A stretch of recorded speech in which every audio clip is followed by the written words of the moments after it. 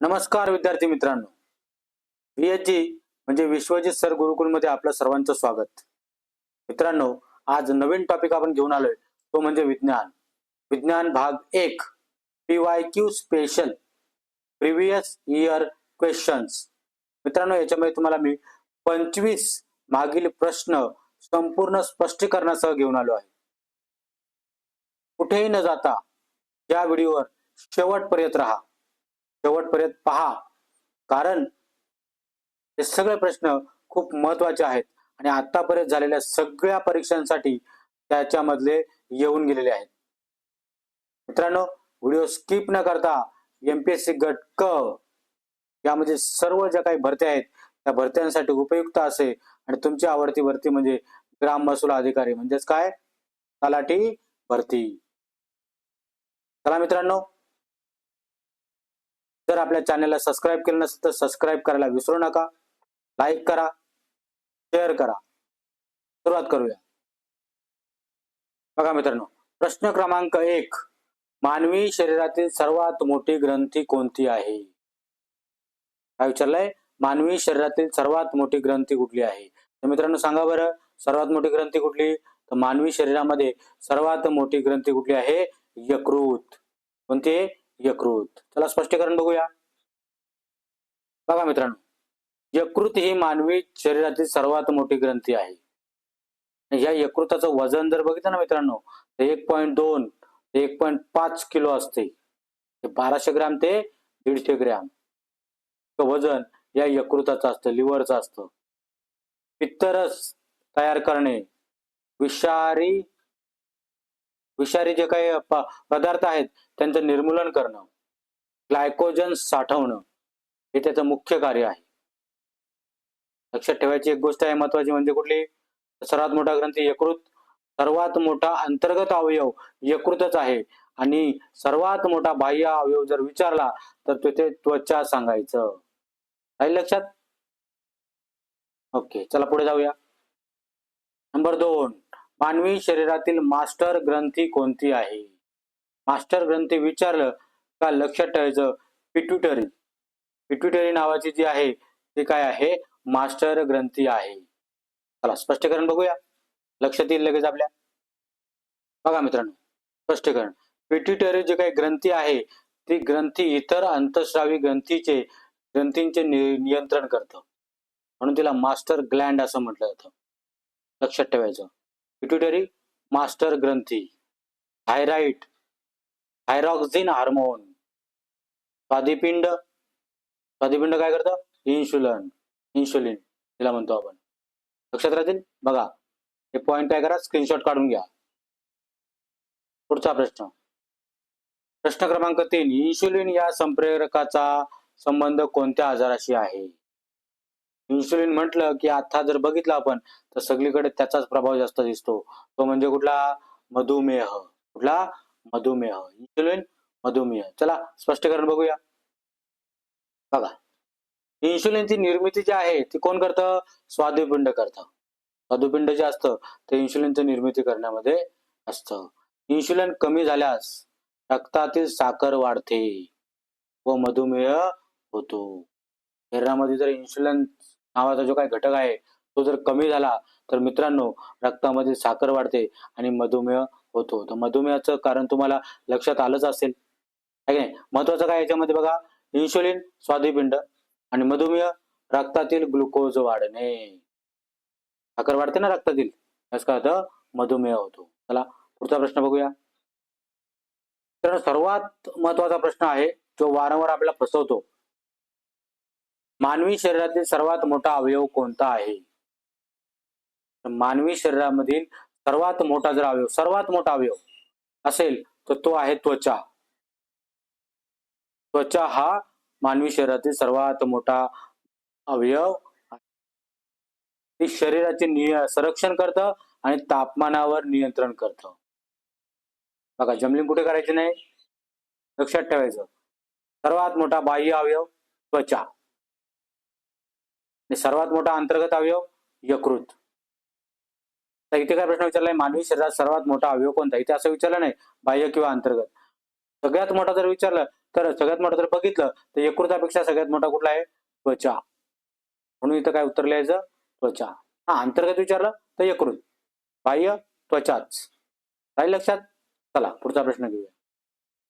पहा, 5वा प्रश्न. लाल रक्तपेशींची निर्मिती मुख्यतः कुठे होते? मला माहिती आहे लाल रक्तपेशीला काय बोलतो आपण? आरबीसी, आहे की नाही? रेड ब्लड सेल्स त्याला म्हटलं जातं. या लाल रक्तपेशी ज्या आहेत यांची निर्मिती मित्रांनो कुठे होते? तर अस्थिमज्जामध्ये होते. कुठे होते? अस्थिमज्जा. बघा, लाल रक्तपेशा आरबीसी लाल अस्थिमज्जेत तयार होतात. त्यांचे आयुष्य सुमारे 120 दिवस असतं. महत्वाचं काय? आरबीसी काय करतात? ऑक्सिजन वाहून नेतं. डब्ल्यूबीसी काय करतात? व्हाईट रोगप्रतिकार शक्ती वाढवतं. आणि प्लेटलेट काय करतात? रक्त गोठवण्याचं काम करतात. आहे की नाही? तुम्हाला लगेच तिथं आजार पण लक्षात येईल. लाल रक्तपेशी जर समजा आपल्या काय झाल्या? कमी झाल्या. समजायचं आपल्याला एचबी काय झालेला आहे? कमी झालेला आहे. टायफॉइड सारखा आजार, व्हाईट पेशी मागे पुढे जर झाल्या कमी जास्त तर तो आजार आपल्याला जडतो. प्लेटलेट जर नसतील मित्रांनो तर एखादी जखम जर झाली ना तर आपला रक्तस्राव जास्त होऊ शकतो. झालेली जखम जे काही त्या जखमेतून रक्त जे रोखलं जातं ना हे कशामुळे रोखलं जातं? प्लेटलेट मुळे. लक्षात राहील? चला पुढचा प्रश्न बघूया. शरीरातील रोग प्रतिकार शक्ती वाढवण्यात मुख्य भूमिका कोणत्या पेशींची असते? मगाशीच सांगितलं, मगाशीच झालं. त्याला आपण काय म्हणतो? डब्ल्यूबीसी. रोग प्रतिकार शक्ती कोण वाढवतं? तर पांढऱ्या रक्तपेशी. त्याला आपण म्हणतो व्हाईट ब्लड सेल्स. शरीराचे रोग जंतू विरुद्ध संरक्षण करायचं काम करतात. आणि यांना काय म्हणतात माहिती का? या पेशींना काय म्हणतात? तर शरीराचे सैनिक म्हणतात. काय म्हणतात? शरीराचे सैनिक म्हणतात. लक्षात राहील? चला प्रश्न क्रमांक 7 कडे वळू. प्रश्न क्रमांक 7. मित्रांनो तुम्हाला सगळ्यांनाच माहित आहे पावसाळा सुरू झाला की आपल्याला 2 आजार होतात. त्यातला एक महत्वाचा मलेरिया. तो कशामुळे होतो? तुम्हाला माहितच आहे. डास आपल्याकडे चावले का आपल्याला काय होतं? मलेरिया होतो. सगळे डास चावून नाही होत. त्या मलेरियासाठी काय आहे? एक मादी आहे. त्या मादीचं नाव इथं दिलं बघा, अॅनोफिलिसिस. अॅनोफिलिस नावाची जी मादी आहे ती चावली काय होतं? आपल्याला मलेरिया होतो. तर आपल्याला प्रश्न असा विचारलाय, मलेरिया हा रोग कोणामुळे होतो? कोणामुळे होतो? प्रोटोझोआ. मलेरिया रोग हा प्रोटोझोआमुळे होतो. है नाही? मलेरिया हा प्लाझ्मोडियम नावाच्या प्रोटोझोआमुळे होतो. तो मादी अॅनोफिलिस डासाच्या चावल्यामुळे होतो. जी काही मादी आहे अॅनोफिलिस नावाची ती चावली का लगेच आपल्याला काय होतं? तर मलेरिया होतो. आणि डेंगू कसा होतो? तर डेंगू हा एडिस डास, एडिस नावाचा डास चावला का आपल्याला काय होतो? डेंग्यू होत असतो. चला समजलं? पुढचा प्रश्न. मित्रांनो बीसीजी लस कोणत्या रोगापासून संरक्षण करतं? बीसीजी लस तुम्हाला माहितीच असेल मित्रांनो. ही बीसीजी लस जी आहे ती खूप आपल्या शरीरासाठी महत्वाची आहे. बीसीजी जर आपल्याला जर दिली गेली नसेल तर आपल्याला काय होतो? टीबी होतो, क्षयरोग. कुठला रोग होतो? क्षयरोग. बाळाला जन्मल्यानंतर सुद्धा बीसीजी लस दिली जाते. है की नाही? ही लस योग्य वेळेत जर दिली नाही तर आपल्याला टीबी होण्यास कोणी रोखू शकत नाही. बीसीजी ही लस क्षयरोग टाळण्यासाठी दिली जाते. क्षयरोग टीबी ज्याला बोलतो आपण. बीसीजी क्षयरोग, ओपीव्ही पोलिओ आणि एमएमआर गोवर, गालगुंड आणि रुबेला. लक्षात राहील? बीसीजी क्षयरोग, ओपीव्ही पोलिओ आणि एमएमआर गोवर आणि गालगुंड आणि रुबेला. लक्षात राहील? चला पुढचा प्रश्न. मित्रांनो रातांधळेपणाचं प्रमाण भरपूर ठिकाणी वाढलेलं दिसून येतं आपल्याला. आहे की नाही? अजीवनसत्व जे आहे या अजीवनसत्वाच्या अभावामुळे आपल्याला रातांधळेपणा येतो. नाईट ब्लाइंडनेस ज्याला म्हणतो आपण. संध्याकाळी 6 नंतर आपल्याला दिसतच नाही. आहे की नाही? ब्लाइंडनेसपणा त्याला म्हणतो आपण. रातांधळेपणा कधी होतो? जीवनसत्व ए. जीवनसत्व अ हे काय असतं, डोळ्यांच्या आरोग्यासाठी अत्यंत आवश्यक असतं आणि ते जर असेल तर आपल्याला रात्री दिसण्यात कुठल्याही प्रकारची अडचण येणार नाही. ते जर नसेल तर आपल्याला रात्री दिसण्यात मात्र अडचण येते. याचे स्रोत कुठले आहेत माहिती मित्रांनो? गाजर नेहमी खावं, पपई नेहमी खावी, पालक नेहमी खावं, आंबा आहे की नाही आणि यकृत. माणसाचं नाही का? यकृत म्हणजे काय? आपल्या प्राण्यांचं असतं ते. कोंबडी बकरीचं. आहे नाही? तर यांच्यामुळे काय होतं? तुमचा रातांधळेपणा जो आहे, तो रातांधळेपणा काय होतो? नष्ट होतो. जीवनसत्व मिळतं. चला. नष्ट होतं म्हणजे एकदा झाल्यावर नाही, तर होण्याच्या अगोदर आपण त्याची काळजी घेतली गेली पाहिजे. चला पुढचा प्रश्न. मित्रांनो, स्कर्वी हा रोग कोणत्या जीवनसत्वाच्या कमतरतेमुळे होतो? मित्रांनो, आपल्याला आजार जर झाले ना, तर आजार झाल्यानंतर आपण उपचार करत असतो. ही जीवनसत्व आपल्या शरीरात जर गेली नाहीत ना, तर आपल्याला आजार होतात. त्यासाठी आपल्याला काय केलं गेलं पाहिजे? पोट भरू आहार न करता सकस आहार घेतला गेला पाहिजे. बघा, स्कर्वी हा रोग कुठल्या जीवनसत्वामुळे होतो? आहे का नाही? जीवनसत्वाच्या कमतरतेमुळे होतो. तर जीवनसत्व सी. जीवनसत्व सी च खूप उपयोग आहे आपल्या शरीरात मित्रांनो. जीवनसत्व सी कुठून मिळतं माहिती तुम्हाला? लिंबू, संत्र, आवळा, टोमॅटो, पेरू आहे ना, जे आंबट आहेत ना, त्यांच्यातून जास्तीत जास्त आपल्याला काय मिळतं? जीवनसत्व सी. आणि ह्या जीवनसत्वाच्या सीच्या मुळे आपल्याला काय होतं? स्कर्वी नावाचा आजार होतो. म्हणजे काय काय होतं? हिरड्यातून रक्त येणं, जखमा उशिरा भरणं, अशी लक्षणं त्याच्यामध्ये दिसून येतात. चला पुढचा प्रश्न बघूया आपण. हां. त्या अगोदर आपण एक नजर फिरवूया. 10 प्रश्नांच्यावर आपण जे काही घेतलं त्याच्या बाबतीत. यकृत सर्वात मोठी ग्रंथी. है ना? पिट्युटरी मास्टर ग्रंथी. इन्शुलिन स्वादिपिंड. आरबीसी अस्थिमज्जा. डब्ल्यूबीसी रोगप्रतिकार शक्ती. मलेरिया, प्लाझ्मोडियम आणि मादी अॅनोफिलिसच्यामुळं. बीसीजी लस क्षयरोग. Vitamin A रातांधळेपणा.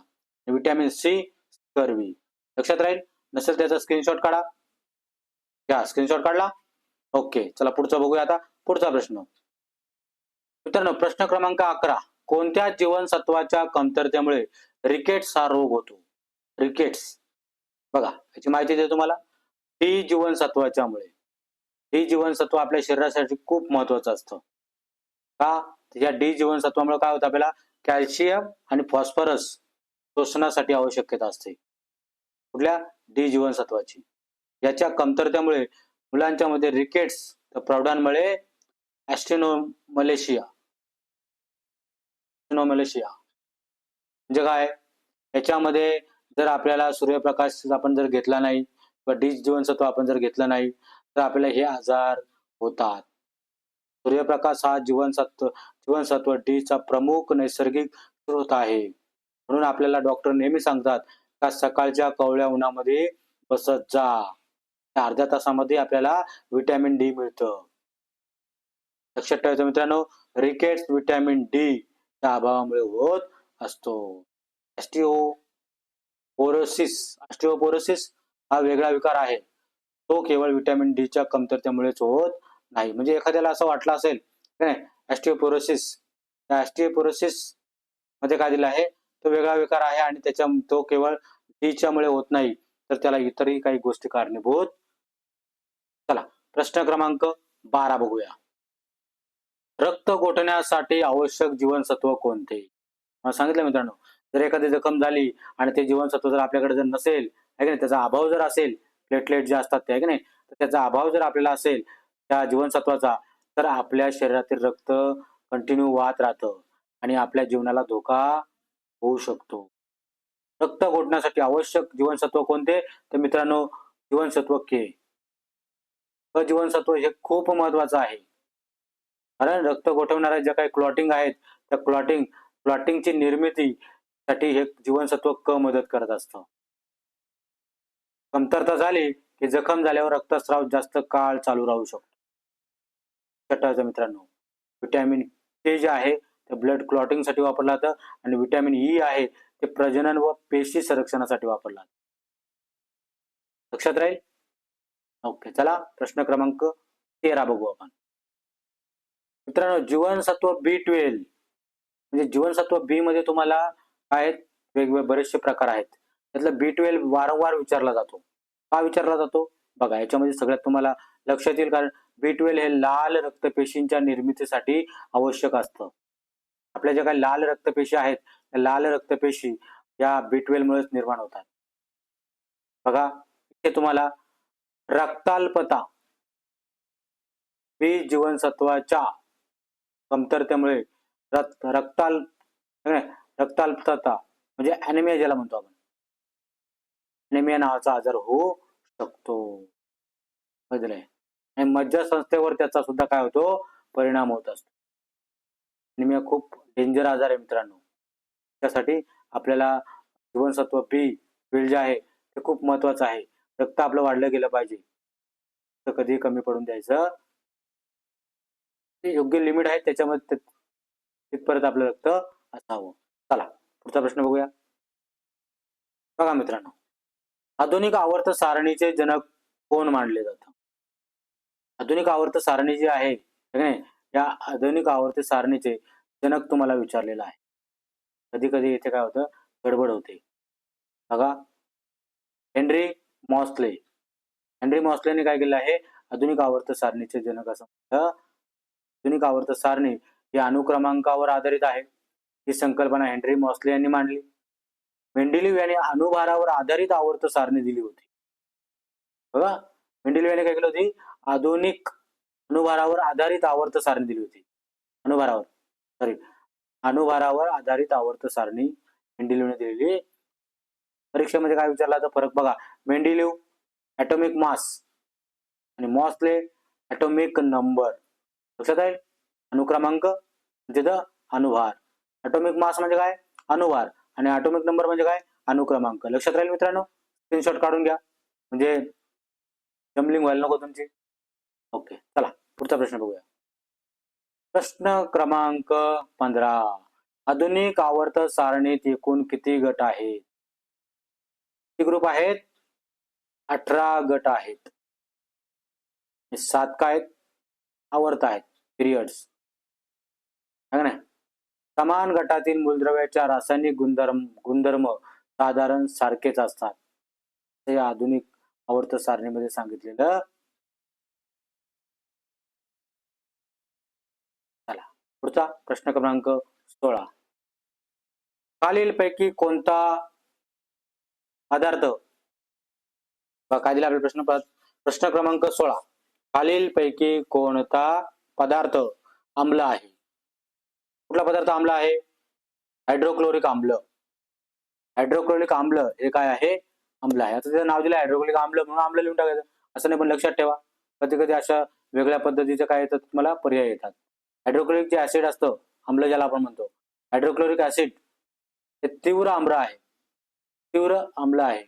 ते पोटातही नैसर्गिकरित्या काय होतं, तयार होतं आणि अन्न पचनासाठी मदत करतं. लक्षात राहील मित्रांनो? लक्षात ठेवायचं हायड्रोक्लोरिक आम्ल. चला पुढचा प्रश्न बघूया. मित्रांनो, लिटमस चाचणी खूप महत्वाची आहे. लिटमस चाचणीत आम्लाचा रंग कसा बदलतो? लक्षात ठेवायचा मित्रांनो.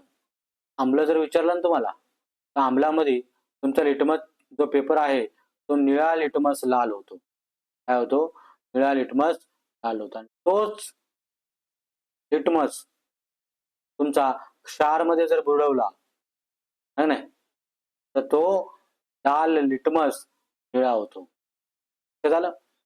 निळा लिटमस लाल कधी करतो? आम्लामध्ये टाकल्यानंतर. आणि क्षारमध्ये टाकल्यानंतर तो लाल लिटमस काय होतो? निळा करतो. लक्षात राहील? याच्यावर वारंवार प्रश्न विचारतात. मित्रांनो, हा प्रश्न पण खूप महत्वाचा आहे. pH7 म्हणजे काय?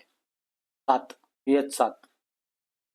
यावर तुम्हाला मी डीपली एखाद दिवस जेव्हा आपण 100 प्रश्न घेऊ किंवा त्या बाबतीमध्ये विश्लेषण घेऊ, तेव्हा तुम्हाला 100% मी पूर्णपणे सांगणार आहेच.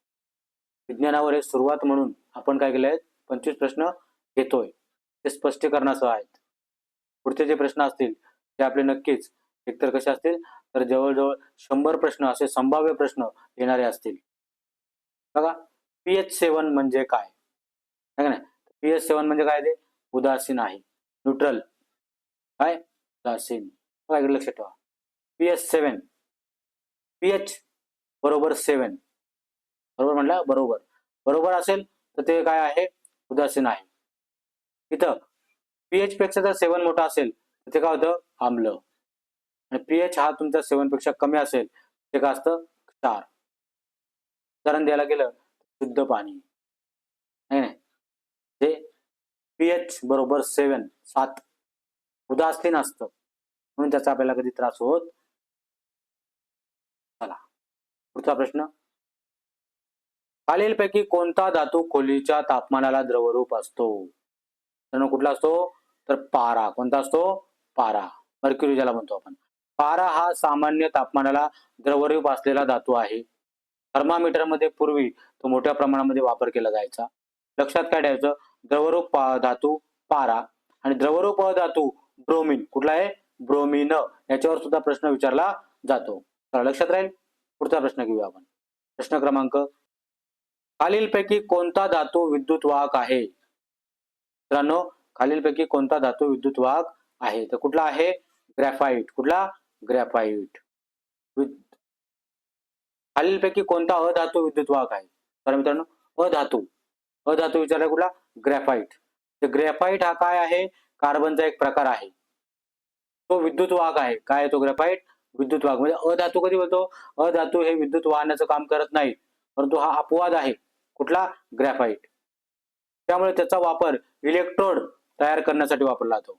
परीक्षेत लक्षात ठेवा सर्व धातू विद्युत रोधक नसतात. ग्रॅफाइट हा महत्वाचा अपवाद आहे. लक्षात आलं. चला पुढचा बघूया.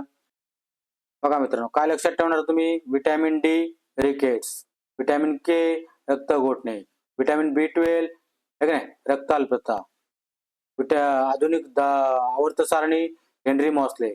गट किती 18, आवर्त 7, HCl आम्ल तीव्र आम्ल, pH7 उदासीन, धातुरूप धातू पारा, विद्युत वाहक अधातू ग्रॅफाइट. लक्षात राहील.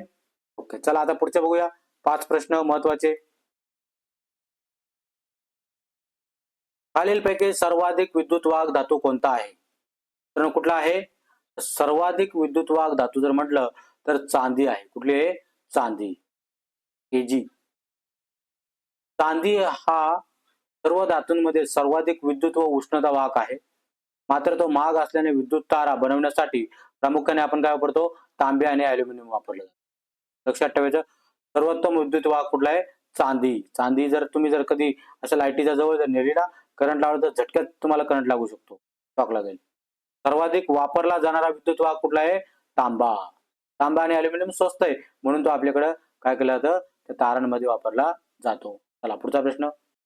खालीलपैकी सर्वात हलका धातू कोणता? मित्रांनो सर्वात हलका धातू जर असेल तो आहे लिथियम. लिथियम हा सर्वात हलका धातू आहे. लिथियम आयन बॅटरीमध्ये मोठ्या प्रमाणामध्ये वापरला जातो. बॅटरीमध्ये सगळ्यात वापरला जातो. सगळ्यात बॅटरीमध्ये तो वापरला जातो. सर्वात हलका धातू कुठला आहे लिथियम आणि सर्वात हलके मूलद्रव्य हायड्रोजन. लक्षात राहील. ओके चला पुढचा. कोणता धातू गंजत नाही? कुठला धातू गंजत नाही? तर मित्रांनो सोनं हा एकमेव धातू आहे जो गंज लागत नाही गंजत नाही. नाही सोने हा अत्यंत कमी अभिक्रियाशील असल्यामुळे तो गंजत नाही. त्याला राजवायू बोलतो आपण है की नाही. लोखंडावर आर्द्रतेमुळे गंज चढतो. लोखंडावर आहे की नाही आर्द्रतेमुळे गंज फक्त लोखंडावर चढतो आणि लोखंडाचं संरक्षण कोण करतो माहिती का गेल्वनायझेशन. जास्ताचा थर जो आहे गेल्वनायझेशन हा लोखंडाचं संरक्षण करतं. लोखंडाच्या वरती तो जर लावला तर तिथे गंज चढत नाही. चला पुढचा प्रश्न. खालीलपैकी कोणता धातू अधिक तन्य आहे? तन्य ताणला जातो आहे की नाही. कुठला सोना. सोनं जे आहे ते सर्वाधिक तन्य आहे. आघातवर्धनीय त्याला म्हटलं जातं. त्यामुळे त्यापासून काय केलं जातं अतिशय बारीक तारा व पातळ पत्रे तयार केले जातात. पत्रे तयार केले जातात. अलंकार बघतो आपण अलंकारामध्ये स्त्रियांचे अलंकार जे असतात ते कसे असतात पातळ आहे की नाही बारीक अशी त्याच्यापासून तार तयार केली जाते. सर्वाधिक तन्य धातू सोनं, सर्वाधिक विद्युत वाहक चांदी आणि सर्वाधिक वापरला जाणारा विद्युत वाहक कुठला आहे तर तांब. आलं लक्षात? चला आता शेवटचा प्रश्न आपण घेऊया. शेवटच्या प्रश्नामध्ये काय दिले बघूया आपण. प्रश्न क्रमांक 25. खालीलपैकी कोणता अधातू सामान्य तापमानाला द्रवरूप असतो? कुठला सामान्य तापमानाला द्रवरूप? ब्रोमीन. ब्रोमीन हा सामान्य तापमानाला द्रवरूप असणारा एकमेव धातू आहे. पारा हा द्रवरूप धातू आहे. आणि लक्षात काय ठेवायचं? द्रवरूप धातू पारा, द्रवरूप धातू ब्रोमीन. चला मित्रांनो, हे 25 प्रश्न तुम्हाला कसे वाटले हे नक्कीच तुम्ही काय करा, कमेंट मध्ये मला लिहून कळवा. मित्रांनो, आपल्या व्हिडिओला लाईक करा आणि जर समजा आपल्या चॅनल जर तुम्ही सबस्क्राईब केलं नसेल तर चॅनलला सबस्क्राईब करायला मात्र विसरू नका. खूप खूप धन्यवाद मित्रांनो. आपला व्हिडिओ वेळ देऊन आपण बघितला. लाईक करा, शेअर करा, सबस्क्राईब करा आणि बेल आयकॉन दाबायला विसरू नका. चला लवकरच भेटूया आता रविवारी पुढचा व्हिडिओ घेऊन. धन्यवाद.